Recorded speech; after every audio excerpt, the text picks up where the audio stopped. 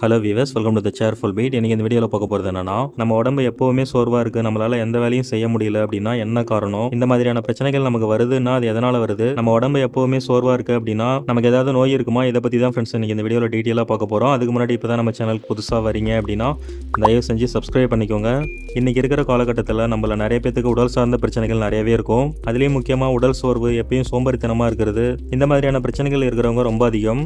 இதுக்கு மிக முக்கியமான காரணம் என்னன்னா நம்மளோட உணவு பழக்கவழக்கங்கள் தான். முந்தைய காலங்களில் பார்த்தீங்கன்னா நம்ம எல்லாரும் இயற்கை முறையில் ஆர்கானிக் ஃபுட்டாக சாப்பிட்டுட்டு இருந்தோம். அதனால தான் நம்மளோட முன்னோர்கள் அதிக வயசு முடியும் வாழ்ந்தாங்க, எந்த ஒரு நோயும் இல்லாமல்.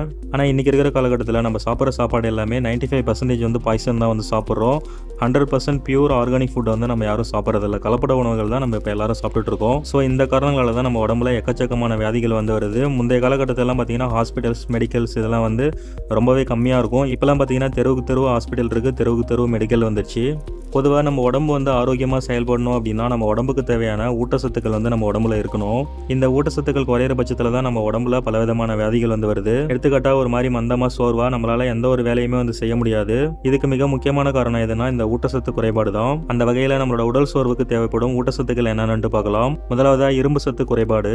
நம்ம மனித உடம்பு ஆக்சிஜன் இல்லாமல் உயிர் வாழ முடியாது. அதாவது நம்ம மூச்சு இழுத்து விடுறோம்ல, அது மூலமாக தான் நமக்கு ஆக்சிஜன் கிடைக்குது. இப்படிப்பட்ட ஆக்சிஜனை நம்ம உடம்புல கொண்டு போகிறது எதுனா இந்த இரும்பு சத்து தான். நம்ம உடம்புல இருக்கிற சிவப்பணுக்களால் நம்ம தசைகள் மற்றும் திசுகளுக்கு போதுமான ஆக்சிஜனை கொண்டு போய் சேர்க்க முடியாது. இந்த காரணங்களால நம்ம உடம்பு ரொம்ப பலவீனமாக காணப்படும். அது மட்டும் இல்லாமல் நம்ம உடம்பு சோர்வாக இருக்கும். இந்த இரும்பு சத்து குறைபாடு காரணமாக அதிகமாக பாதிக்கப்படுறவங்க யாருன்னா பெண்கள் தான். அவங்களுக்கு அடிக்கடி தலைவலி, மூச்சு திணறல், உடல் சோர்வு இது எல்லாமே இருக்கும். அதுக்கப்புறம் வைட்டமின் டி குறைபாடு. இந்த வைட்டமின் டி குறைபாடு நம்ம உடம்புல இருந்தாலும் நம்ம உடம்பு சோர்வாக காணப்படும். அதாவது நம்ம உடம்புல இருக்கிற ஆற்றல், ஐ மீன் ஸ்ட்ரென்த்னு சொல்றோம்ல, இந்த ஸ்ட்ரென்த் இந்த வைட்டமின் டி குறைபாடு இருக்கிறவங்களுக்கு அதிகமாக இருக்காதாம்.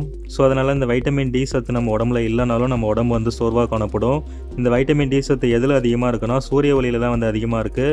அதுலேயும் காலையில் உதிக்கும்ல, காலையில் உதிக்கிற சூரிய வெயிலில் போயிட்டு நம்ம நின்னோம் அப்படின்னா நமக்கு வைட்டமின் டி குறைபாடு வராது. ஸோ அதனால காலை வெயிலில் எல்லாரும் போயிட்டு ஒரு 30 மினிட்ஸாவது நம்ம போயிட்டு நிற்கணும். இந்த மாதிரி பண்ணுறது மூலமாக வைட்டமின் டி குறைபாடு நமக்கு வராது. அதுக்கப்புறம் வைட்டமின் பி குறைபாடு. இந்த வைட்டமின் பி நம்ம உடம்புல என்ன பண்ணுதுன்னா நம்மளோட ரத்த சிவப்பணுக்களோட உற்பத்தியை இதுதான் அதிகப்படுத்தும். அது மட்டும் இல்லாமல் நம்ம உடல்ல இருக்கிற மொத்த நரம்புகளையும் இந்த வைட்டமின் பி தான் ஆக்டிவேட் பண்ணும். அதாவது பூஸ்ட் பண்ற மாதிரி. இந்த வைட்டமின் பி நம்ம உடம்புல சரியான அளவில் கிடைக்கல அப்படின்னா நமக்கு நினைவாற்றல் குறையுமாம். அது மட்டும் இல்லாமல் மனநிலையில் மாற்றங்கள் ஏற்படுவது, தேவையில்லாமல் வம்புக்கு போகிறது, தேவையில்லாமல் ப்ரெஷர், தேவையில்லாமல் டென்ஷன், யாரை பார்த்தாலும் எரிஞ்சு விழுறது, இந்த மாதிரி பிரச்சனைகள் இருக்கிறவங்களாம் இந்த வைட்டமின் பி குறைபாடு உள்ளவர்கள் தான் இந்த மாதிரி நடந்துப்பாங்களாம். ஸோ அதனால இந்த வைட்டமின் பி சத்து எதில் அதிகமாக இருக்குன்னா பொதுவாக இறைச்சிகளில் இந்த வைட்டமின் பி சத்து அதிகமாகவே இருக்கு. நான் குறிப்பிட்டு எந்த இறைச்சியும் சொல்ல விரும்பல, பொதுவாகவே எல்லா இறைச்சிலுமே வைட்டமின் பி சத்து அதிகமாகவே இருக்கு. ஸோ அதனால நம்ம உடம்பு எப்பயும் சோர்வாக இருக்குது, மந்தமாக இருக்குது, நம்மளால எந்த வேலையுமே செய்ய முடியல, எதையும் யோசிக்க முடியல, கான்சன்ட்ரேஷனாக இருக்க முடியல அப்படின்னா நம்ம உடம்புல மெயினாக இரும்பு சத்து plus vitamin D plus vitamin B சத்து இது எல்லாம் கரெக்டாக இருந்தால் மட்டும்தான் நம்ம உடம்பு நார்மல் கண்ட்ரோலில் இருக்கும். எல்லாரும் மாதிரியே நம்மளும் சுறுசுறுப்பாக இயங்க முடியும். இந்த சத்துக்களில் நமக்கு ஏதாவது ஒரு சத்து குறைவாக இருக்கிற பட்சத்தில் தான் எக்கச்சக்கமான பிரச்சனைகள் நம்ம உடம்புல உருவாகுது.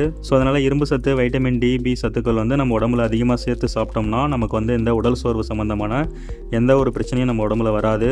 இந்த வீடியோ ரொம்பவே யூஸ்ஃபுல்லாக இருந்திருக்கும்னு நினைக்கிறேன். இந்த வீடியோ பிடிச்சிருந்ததுன்னா மறக்காம இந்த வீடியோக்கு லைக் மட்டும் பண்ணுங்கள். நம்ம சேனலில் டெக்னிக்கல் சம்மந்தமான வீடியோஸ் ப்ளஸ் ஜெனரல் நாலேஜ் சம்மந்தமான வீடியோஸ் தான் அதிகமாக வரும். ஸோ நம்ம சேனலை சப்ஸ்கிரைப் பண்ணால் தான் நான் போகிற வீடியோ உங்களுக்கு நோட்டிஃபிகேஷனில் வரும். தேங்க்யூ.